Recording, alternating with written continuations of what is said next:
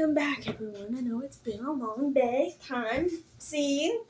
We're gonna go ahead and bake with my lovely sissy.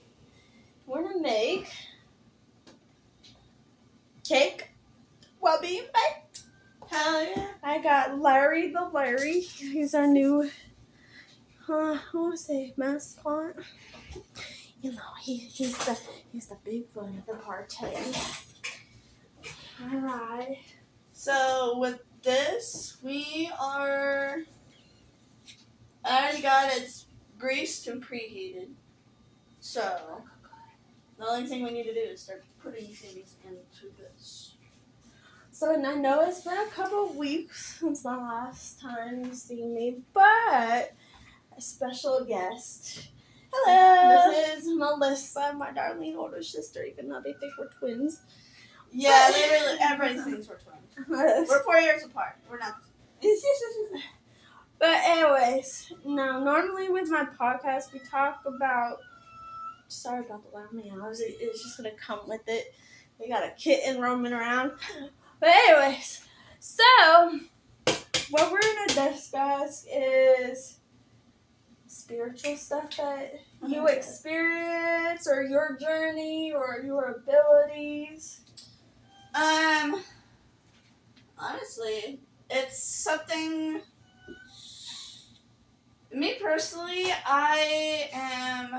my spiritual journey it's a never-ending thing, and that goes for everybody. It's something that you experience along the way. You just learn things. Sometimes it comes down to morality. Other times it comes with different religions and how they partake in society and stuff like that. Me personally, I lean more towards paganism and Wiccan, but I'm more omnious, where all religions hold some kind of truth in them. Oh yeah, I have that same thought too. I mean, I'm open to like learning and discovering those different types of religions. I mean, it's nice, but you have to do a lot of digging and research and everything when it comes to that, because, well, let's be honest, each subject has its own thing that you have to go through. So here's the question. Mm-hmm. What was the first, what age did you start experiencing these energy, spiritual connection type of things? Okay, so, raised as Catholic, like hardcore Catholic. That is true. I was baptized. However, my brother and sister-in-law were into paganism. They were into paganism. And I've gone to a few of their get-togethers and stuff like that. And that's when I realized in high school, I was probably like 16, 17, when I realized that the religion that I was raised with was definitely not what I wanted. I mean, now it's still a lot different compared to when I discovered it.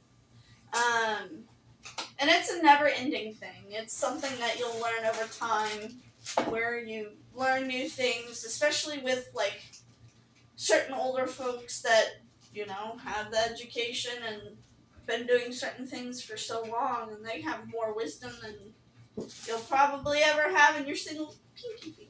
I know, because I didn't get really into spiritual side until another man.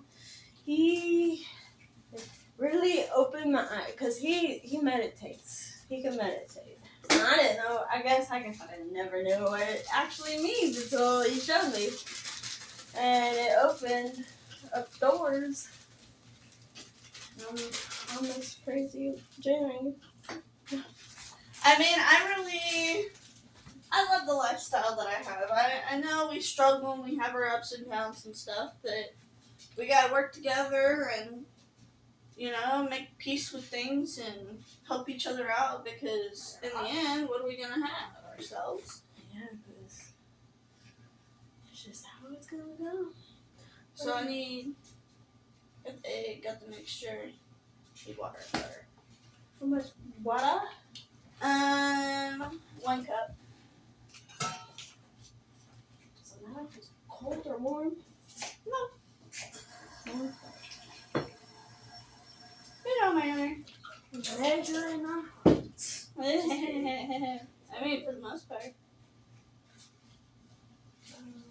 Pour it in the pan. Water. Not good enough. Larry says it's good enough.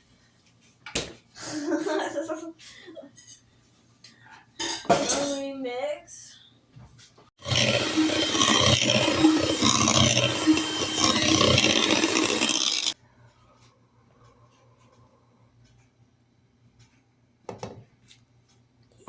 Okay, question number 1. Yeah. What's your spirit animal? A cat. It's also my familiar. Of course. Oh, wait. What's your spirit animal? My spiritual animal is an elephant. Oh yeah, I do. It is my favorite animal, don't get me wrong. But question number 2. Maybe it's in my head. This is why bacon. Well, bacon gets you. That's why I'm you sorry. need to be functional while baking. I am functional. How do you do it? What your spiritual ability is. Oh, okay. Like for me, I'm a healer. Maddie, our co-host, can see the dead. So a medium. Yeah. Honestly, I'm the jack of all trades. Jack of all trades, elaborate. Honestly, I know I lean more towards what people would call a green witch. Or druid. If you're one of those nerds. You know. Yeah. But I personally kind of dabble a little bit of everything. Although I do have to say, I will never, ever, ever do anything with the dead or anything love spells or anything like that. Honestly, that's morally wrong. So I won't touch that. As far as doing spells and casting and talking to the gods and stuff like that, I'm all there for it, and just kind of using nature too. I do, and since I was a little kid, I've been doing a lot of herbology and plant science, and I actually did a lot of that in school too. When I was in high school, I did a lot of FFA, greenhouse management, did on different field trips. There was a lot of things that helped build my character to wanting to continue to do herbology, especially today's society. Yeah, we don't need that. You're gonna need herbs, man. You're gonna need herbs. You're gonna need your own garden too. That's literally where medicines originated from. They all came from a plant. Yeah, I mean, it's just people became greedy and hungry for money and power, and now it's hurting the people. But now the people need to put it into their own hands and start doing things like making their own gardens and right. And I also say I know there's not a lot of us who do not have a whole lot of money. Use anything and everything as either you could use soda bottles or Gatorade bottles or water bottles. Use that. Put water in it. Store it away. Or recycle.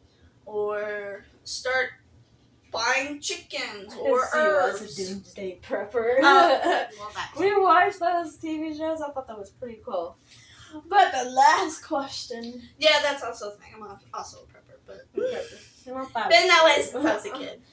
But anyways, the last question is, because I have asked Maddie this before, if you go back to some of my older videos, is what is your advice of getting started on your spiritual journey?